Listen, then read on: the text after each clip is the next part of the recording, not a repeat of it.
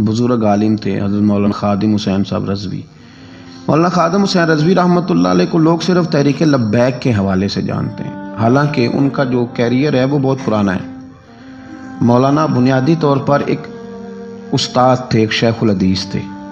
ان کا جو بیسک کارنامہ ہے وہ یہ ہے کہ وہ درجنوں نہیں سینکڑوں علماء کے استاد ہیں، سینکڑوں علماء کے، یعنی میں نے سوچ سمجھ کے لفظ کہا، انہوں نے سینکڑوں لوگوں کو رسول اللہ کا دین پڑھایا ہے، اور ان کے اب شاگردوں کے شاگرد بھی مدرسوں میں پڑھاتے ہیں۔ مولانا ایک بڑے غریب سے سادے سے گھرانے میں وہ پیدا ہوئے تھے، انہوں نے بڑی سادہ اور آخر تک زندگی انہوں نے وزاداری والی گزاری، سادگی والی گزاری، حسین گزاری۔ کسی شخص کے ایک ہوتا ہے کسی کے نظریے سے اختلاف کرنا، ایک ہوتا ہے کسی کے طریقہ کار سے اختلاف کرنا۔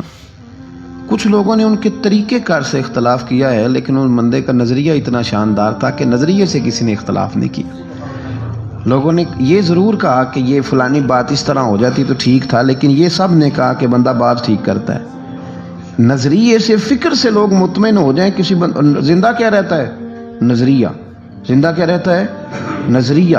فکری طور پر ایک خوبصورت آدمی تھے، ایک بڑے منجے ہوئے آدمی تھے، ایک وزادار آدمی تھے، ایک صاف ستھرے آدمی تھے۔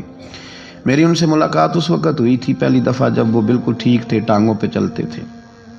ان کے جو استاد گرامی تھے حضرت مولانا عبدالحکیم صاحب شرف قادری رحمۃ اللہ علیہ، بہت جید عالم تھے۔ میں ان کو ملنے کے لیے جاتا تھا تو حضرت بھی وہاں پڑھایا کرتے تھے لاہور جامعہ نظامیہ میں، تو وہاں ان سے پہلی ملاقات ہوئی۔ پھر انہوں نے جو جماعت سب سے پہلے بنائی تھی اس کا نام تھا انجمن فدایان ختم نبوت۔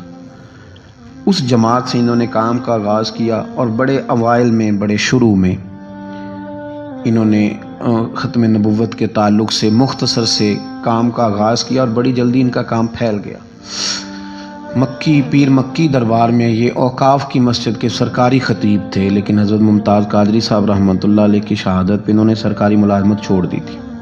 اس کے بعد انہوں نے بڑی محنت کی، بڑی جد و جہد کی، بڑی کاوش کی، بیمار اور معذور ہونے کے باوجود بڑی کوششیں فرمائیں، اور بڑے نڈر تھے، بڑے بے باک تھے، بڑے خوبصورت تھے۔ سب سے بڑی بات یہ تھی کہ سکہ عالم دین تھے۔ جماعت کسی بھی سیاسی جماعت کے پاس اتنا تگڑا بندہ نہیں جس طرح کہ حضرت مولانا خادم حسین رضوی صاحب تھے۔ میری ان سے تسلسل، جیل جانے سے پہلے میں ملا، جیل سے آئے تو پھر ملا۔ میں گرچہ ان کی جماعت میں کبھی شامل نہیں ہوا، لیکن فکری طور پر ان سے جو کہ پہلے کا ایک تعلق تھا، ابھی بھی 24 اکتوبر کو پچھلے مہینے کی وہ گجرات جا رہے تھے تو کچھ دیر ہمارے پاس رکے، اور دیر تک وہ باتیں کرتے رہے، اور دیر تک ان کی میں باتیں سنتا رہا۔ پھر وہ مجھ سے کچھ سوالات پوچھتے رہے، میں ان کے جواب دیتا رہا۔ پھر اچانک جو ہے وہ کچھ دن پہلے خبر ملی کہ ان کا طبیعت ان کی بڑی علیل ہے۔ میں نے تیمارداری کے لیے کچھ ان کے جو قریبی لوگ تھے ان سے رابطہ کیا، بتایا کہ آپ ٹھیک ہیں، آپ تھوڑے بیمار ہیں۔ پھر کل اللہ تبارک و تعالیٰ کا فیصلہ قدرت آیا، اور تیزی کے ساتھ لوگ اٹھ گئے۔ اس 2020 نے بہت سارے لوگ اہل سنت کے لیے، لیکن اس شخص کا جانا کو زیادہ ہی تکلیف دے گیا۔ دل مائل نہیں ہوا، میں تو ناشتہ نہیں کر پایا طبیعت، اور میں نے پہلی دفعہ فیصلہ کیا تھا میں جمعہ نہیں چھوڑا کرتا۔ سوچا تھا کہ اگر جمعے کے بعد جنازہ ہوا تو جمعہ لاہور جا کے پڑھوں گا، لیکن ان کی نماز جنازہ کل 10 بجے ہے۔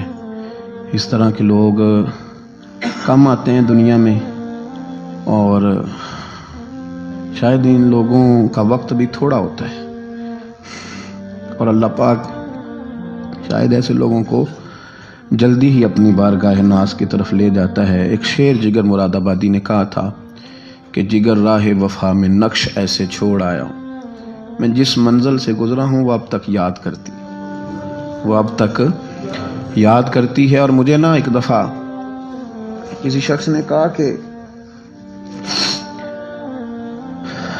آپ کے خاندان کا قبرستان کہاں کر کے ہے؟ لوگ لکھنے والے جو لوگ ہوتے ہیں وہ پوچھتے رہتے ہیں کہ اس بندے نے کیا وصیت کی ہے، تحریری والے لوگ۔ تو میں نے انہیں کہا کہ قبر بھی بانی جائے گی۔ تو مجھے کہنے لگے کہ کس طرح کر کے پتہ چلے گا؟ تو میں نے کہا تے اکھاں جدوں میٹیاں تو پھر زمانہ مینوں روے گا، اپنا تے اپنا بیگانہ مینوں روے گا، تے جدوں نہ میں دسیا میں خارا نوں میں خانے وچ، پھر جام ٹوٹ جان گے میں خانہ مینوں روے گا۔ کئی لک لک رون گے تو کئی بک بک رون گے. گلیاں دا یانا تے سیانا. یہ الگ بات ہے کہ بے قدراں کچھ قدر نہ جاتی کیتی خوب تسلی ہو. دنیا دار تے پجاری زر دے اتے آندے گل ٹلی ہو. بک بک روسا نکھیاں تکیو وے خویلی کلی ہو. کوچ نصیر اساں جدوں کیتی پے جانی تھر تھلی. یہ بڑے قیمتی وجود کے لوگ ہیں. اللہ کریم ان کو اپنی خاص رحمتوں سے مالا مال فرمائے.